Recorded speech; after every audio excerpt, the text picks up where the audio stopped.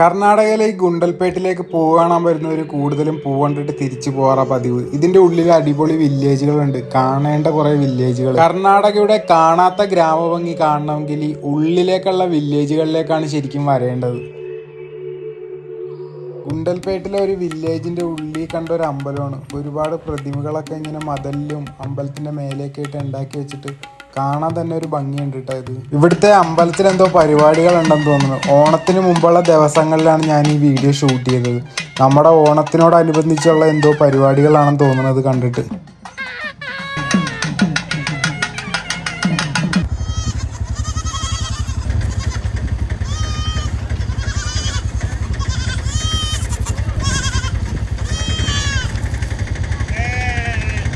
ഇതാണ് ബറഗി എന്ന് പറഞ്ഞൊരു സ്ഥലം. കർണാടകയിലെ ഗുണ്ടൽപേട്ടിൻ്റെ ഉള്ളിലുള്ളൊരു വില്ലേജാണ് കേട്ടോ. അപ്പം നമ്മളിന്ന് ഈ വില്ലേജിൻ്റെ ഉള്ളിലുള്ള കാഴ്ചകളൊക്കെ പുതിയ കാഴ്ചകളൊക്കെ കണ്ടുപിടിക്കാനായിട്ട് ഇന്ന് ഇറങ്ങിയേക്കാണ്. അങ്ങനെ ഇതിൻ്റെ ഉള്ളിൽ അവസാനം വന്നപ്പോൾ കണ്ട ഒരു ചെറിയ ഡാം പോലത്തെ ഒരു സ്പോട്ടാണ് കേട്ടോ. അടിപൊളി സ്പോട്ട് എന്ന് വേണമെങ്കിൽ പറയാം. അടിപൊളി ഒരു സ്ഥലം, ഭയങ്കര സൈലൻ്റാണ്, ഫുള്ള് പച്ചപ്പും. ഗുണ്ടൽപേട്ടേൻ്റെ ഉള്ളിൽ ഇത്രയും അടിപൊളി സ്ഥലങ്ങളുണ്ടെന്നുള്ള കാര്യം എനിക്കറിയില്ലായിരുന്നു കേട്ടോ. അങ്ങനെ ഈ ഒരു ഡാമിൻ്റെ ചെറിയ ഡാമാണ്. ഇവിടുന്നുള്ള കാഴ്ചകളാണ്. ആ ബാക്കിൽ കാണുന്നത് ബന്ദിപ്പൂർ ഫോറസ്റ്റ് ആയിട്ട് വരും ഏകദേശം. അങ്ങനെ നമ്മൾ ഈ യാത്ര തുടങ്ങുന്നത് ഗുണ്ടൽപേട്ട ബസ് സ്റ്റാൻഡിൻ്റെ തൊട്ടടുത്ത് നിന്നാണ്. നമ്മുടെ നേരത്തെ വീഡിയോ കണ്ടവർക്ക് മനസ്സിലാവും. എപ്പിസോഡ് 1 നമ്മൾ വയനാട്ടിൽ നിന്ന് കർണാടകയിലെ ഗുണ്ടൽപേട്ടയിൽ എത്തിയത് വരെയുള്ള വീഡിയോ വന്നിട്ടുണ്ട്. അത് കഴിഞ്ഞിട്ടുള്ള വീഡിയോ ആണ്. ശരിക്കും ബസ് സ്റ്റാൻഡിൻ്റെ സൈഡിലുള്ള ഈ കാണുന്ന ലെഫ്റ്റിലേക്കുള്ള റോഡിലേക്കാണ് നമ്മളിന്ന് പോകാൻ പോണത്. ഇതിൻ്റെ ഉള്ളിലേക്ക് കർണാടകയുടെ പല സ്ഥലങ്ങളിലേക്കും കണക്ട് ചെയ്ത് പോകാൻ പറ്റും. ഉള്ളിലേക്ക് കയറിയിട്ടുണ്ടെങ്കിൽ നമ്മളിതിൻ്റെ ലാസ്റ്റ് ബറഗി എന്ന് പറഞ്ഞൊരു വില്ലേജ് ഉണ്ട്, അങ്ങോട്ടേക്കാണ് നമ്മളിന്ന് പോകാൻ പോണത്.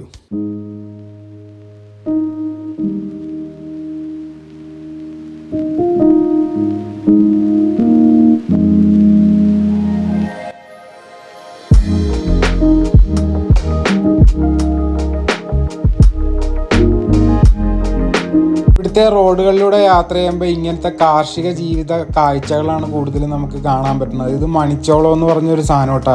ഇത് ഇതിൻ്റെ കതിരുകൾ പറിച്ചു കൊണ്ടുവന്ന് റോഡ് സൈഡിലിട്ട് വണ്ടി കയറുമ്പോൾ ഇത് വേർതിരിഞ്ഞ് കിട്ടും. വലിയ മെഷീൻസ് ഒന്നും യൂസ് ചെയ്യാതെ തന്നെ നാച്ചുറലായിട്ട് എടുക്കുന്ന ഒരു രീതിയാണ് ഇത്. ഇവിടുത്തെ പല റോഡുകളിലും ടൗണുകളിലൊക്കെ റോഡ് സൈഡിലൊക്കെ കാണാൻ പറ്റുന്ന ഒരു കാഴ്ചയാണ് ശരിക്കും. ഇത് മനുഷ്യർക്ക് കഴിക്കാനും ഉപയോഗിക്കും, അതുപോലെ തന്നെ കാലിത്തീറ്റയായിട്ട് യൂസ് ചെയ്യാനൊക്കെ ഇവർ യൂസ് ചെയ്യും. ഈ റൊട്ടി പോലുള്ള സാധനങ്ങൾ ഉണ്ടാക്കാൻ ഇത് പൊടിച്ച് യൂസ് ചെയ്യും. അതുപോലെ തന്നെ കാലിത്തീറ്റയായിട്ട് യൂസ് ചെയ്യും. പിന്നെ ഈ പോപ്കോൺ പോലുള്ള സാധനങ്ങളൊക്കെ ഉണ്ടാക്കാനും ഇത് യൂസ് ചെയ്യുമെന്ന് പറയുന്നുണ്ട്. ചെണ്ടുമല്ലി കൃഷിയൊക്കെ ഒരുപാട് ഇതിൻ്റെ ഉള്ളിൽ കാണാൻ പറ്റും. ഇപ്പോൾ ഓണമൊക്കെ ആയതുകൊണ്ട് തന്നെ ഇവിടെ മെയിൻ സീസണാണ്. അല്ലെങ്കിലും ഈ ചെണ്ടുമല്ലി പെയിൻറ് ഉണ്ടാക്കാനും ഇവർ യൂസ് ചെയ്യുന്നുണ്ട്. അപ്പോൾ കർണാടകയുടെ ഉള്ളിലേക്കൊക്കെ വന്നു കഴിഞ്ഞാൽ പല സ്ഥലങ്ങളിലും ചെണ്ടുമല്ലിയൊക്കെ ഇഷ്ടം പോലെ കൃഷി കാണാൻ പറ്റും. ഇതിലൂടെ യാത്ര ചെയ്യാൻ നേരം ഒരുപാട് ട്രാക്ടറുകൾ കാണാൻ പറ്റും, കാർഷിക ഗ്രാമമായതുകൊണ്ട് തന്നെ. ഇത് ഇവിടുത്തെ ചെറിയൊരു ചായക്കടയാണ്. അപ്പോൾ ഇവിടുത്തെ ലോക്കൽസിനോട് ചോദിച്ചറിയണം ഇവിടെ എന്തൊക്കെ കാണാനുണ്ടെന്നുള്ളത്.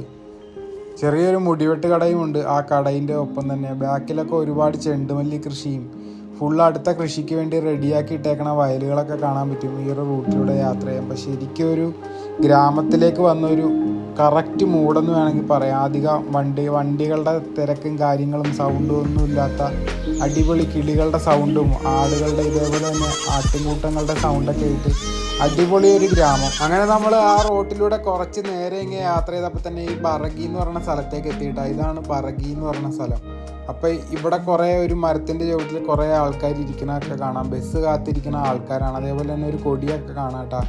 ഈ ആൾക്കാരെല്ലാം അടുത്ത ബസ്സിൽ കയറി പോകാനുള്ളവരാണ്. അപ്പോൾ നമ്മൾ കുറച്ച് നേരം ഇവിടുത്തെ ടൗണിലൊന്ന് സ്പെൻഡ് ചെയ്യാന്ന് ഓർത്ത് ഇവിടുന്ന് ഒരു മായൊക്കെ വാങ്ങി കുടിച്ച് ഇവിടെ വന്നപ്പോൾ എനിക്ക് തോന്നിയൊരു കാര്യമാണ്, ഇവിടുത്തെ റോട്ടിലൂടെ വാഹനങ്ങൾ കാണുന്നതിലും കൂടുതൽ ഇതുപോലെ തന്നെ കന്നുകാലികൾ പോണതാണ് ഇവിടുത്തെ റോട്ടിലൂടെ ഏറ്റവും കൂടുതലും കാണാൻ പറ്റുന്ന ഒരു കാഴ്ച.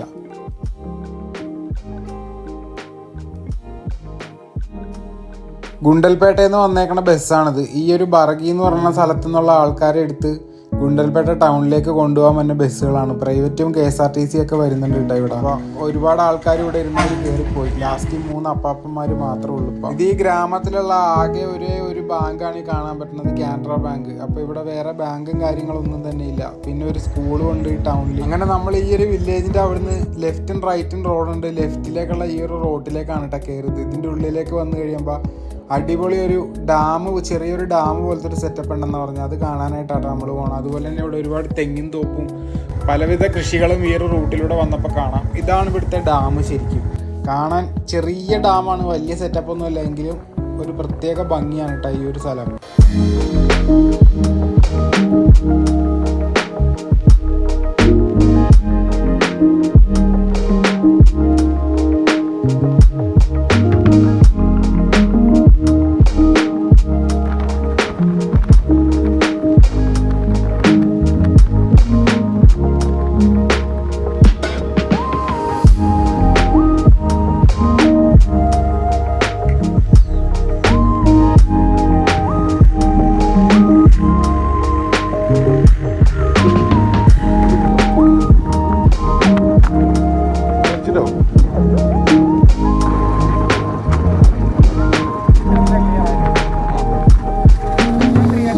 ഭയങ്കര കാറ്റാണ് കേട്ടോ ഈ റൂട്ടിൽ. വണ്ടി തന്നെ മറിഞ്ഞു പോണ ഒരു ഫീലാണ് ശരിക്കും കാറ്റടിച്ചിട്ട്. ഗുണ്ടൽപേട്ടയിൽ ഇത്ര അടിപൊളി ഒരു സ്ഥലം ഉണ്ടെന്നുള്ള കാര്യം എനിക്കറിയില്ലായിരുന്നു. ക്യാമ്പ് ചെയ്യാനൊക്കെ പറ്റിയ അടിപൊളി ഒരു സ്പോട്ടാണ്. പക്ഷേ ഈ തൊട്ടടുത്ത് കാണുന്നതാണ് ബന്ദിപ്പൂർ ഫോറസ്റ്റ്. വല്ല ആനയും കടുവയും കരടിയൊക്കെ ഇറങ്ങി വരാനുള്ള സാധ്യതയുണ്ട്. ആന ഉണ്ടാവില്ല, എന്നാലും പുലിയും കടുവയൊക്കെ ഇറങ്ങാനുള്ള ചാൻസ് വളരെ കൂടുതലുള്ളൊരു സ്ഥലം കൂടിയാണ്. പിന്നെ ഇങ്ങനെ ഒരു ഡാമും ഉണ്ടല്ലോ, വെള്ളം കുടിക്കാനും കാര്യങ്ങളൊക്കെ ആയിട്ടൊക്കെ ചിലപ്പോൾ സാധ്യതകൾ വളരെ കൂടുതൽ. എന്തായാലും സ്ഥലം അടിപൊളിയാണ്. അപ്പോൾ ഇനി നിങ്ങൾ കർണാടകയിലെ ഗുണ്ടൽപേട്ടയിലേക്കൊക്കെ വരാൻ നേരം ഈ ഒരു സ്ഥലത്തേക്ക് എന്തായാലും കയറി വന്ന ഉള്ളിലേക്ക് ബറഗിൽ വന്ന് അവിടെ നേരെ ലെഫ്റ്റ് എടുത്ത് നേരെ വന്നു കഴിഞ്ഞാൽ ഈ ഡാമിലേക്ക് എത്തും.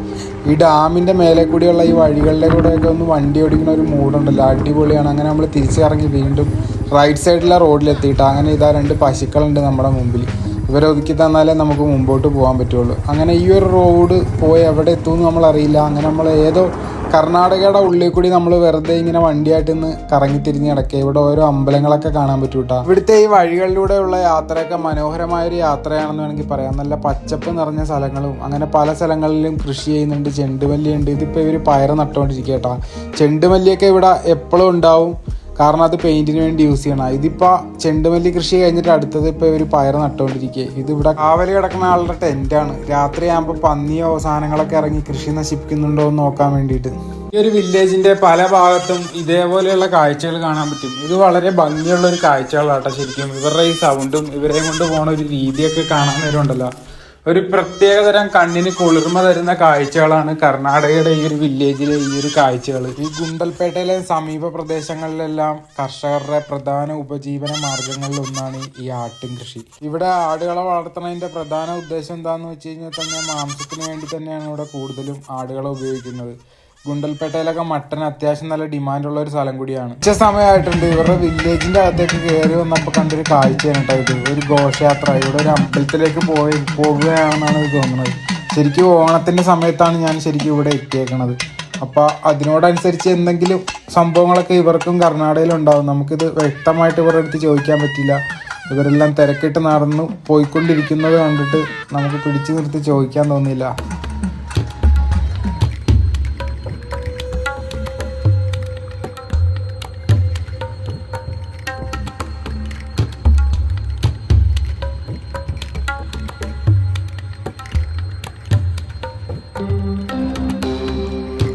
ഇവർ താമസിക്കുന്നതൊക്കെ എന്ന് പറഞ്ഞാൽ ഒരു വില്ലേജിന്റെ ഏതെങ്കിലും ഒരു ഭാഗത്ത് കൂട്ടമായിട്ട് തന്നെ ആയിരിക്കും. ചെറിയ ചെറിയ വീടുകളൊക്കെ വെച്ച് കൂട്ടമായിട്ടാണ് ഇവരുടെ താമസം. അതുപോലെ തന്നെ ഇവരുടെ ഒരു വില്ലേജിന്റെ അകത്ത് കണ്ടൊരു അമ്പലം കണ്ടിട്ട് ശരിക്കും പുതിയൊരു അമ്പലം പോലെ തോന്നുന്നുണ്ട് കേട്ടോ. ഒരുപാട് പഴക്കം ചെല്ലാത്ത പുതിയ ബിൽഡിങ്ങും അതുപോലെ തന്നെ പുതിയ പെയിന്റിങ്ങും കാര്യങ്ങളൊക്കെ ആയിട്ടാണ് തോന്നുന്നത്. അങ്ങനെ ആദ്യം കണ്ട പരിപാടി ഈ ഒരു അമ്പലത്തിലാണ് വന്ന് അവസാനിച്ചത്. അപ്പോൾ നമ്മൾ കറങ്ങിത്തിരിഞ്ഞ് വീണ്ടും ഇതിൻ്റെ ഉള്ളിൽ കൂടി അടുത്ത ഏരിയയിലേക്ക് എവിടെ ചെന്നാൽ ഇനി നമ്മൾ കയറാൻ പോകണമെന്ന് അറിയില്ല കേട്ടോ. കർണാടകയുടെ വില്ലേജുകളുടെ ഉള്ളിൽ അങ്ങനെ ചെറിയ കച്ചവടക്കാരൊക്കെ ഇരിപ്പുണ്ട് ഈ അമ്പലത്തിൻ്റെ മുമ്പിൽ. ചെറിയ സെറ്റപ്പ്.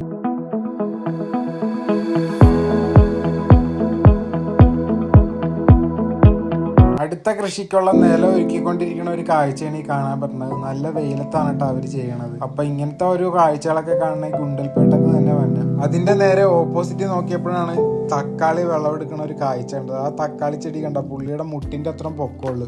ആ ചെടി നിറയെ കായാണ്. ഇത് ഫുള്ള് കേരളത്തിലേക്കായിരിക്കും തക്കാളിയൊക്കെ കൂടുതലും ഇവിടുന്ന് കയറിപ്പോണത്.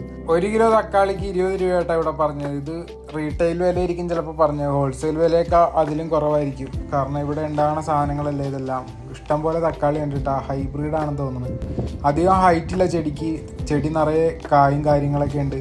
ഇത് നമുക്ക് നിലത്തൊക്കെ ഇഷ്ടം പോലെ തക്കാളി പഴുത്ത് വീണ് കിടക്കുകയാണ്. ഒരു ഭാഗത്ത് പല ടൈപ്പ് കൃഷികൾ നമ്മൾ കണ്ടിട്ടായിരുന്നു. എല്ലാം ഒന്നും നമുക്ക് ഷൂട്ട് ചെയ്യാൻ പറ്റിയില്ല. ചില സ്ഥലങ്ങളിലേക്ക് നടന്നു പോകാൻ പറ്റാത്തതുകൊണ്ട് ഇതുപോലത്തെ ഫുള്ള് വയലുകളുടെയൊക്കെ നടുക്കായിരുന്നു. എങ്കിലും ഈ വഴികളിലൂടെയുള്ള യാത്ര അടിപൊളി ഒരു വൈബാണ് ശരിക്കും. ഒരു പ്രാവശ്യമെങ്കിലും കർണാടകയിലേക്ക് വരുമ്പോൾ ഇതേപോലെയുള്ള സ്ഥലങ്ങളിലൊക്കെ വന്ന് ഒരു ദിവസം സ്പെൻഡ് ചെയ്തിട്ട് പോയി കഴിഞ്ഞാൽ അത് ഒരു മറക്കാനാവാത്തൊരു അനുഭവമായിരിക്കും ശരിക്കും.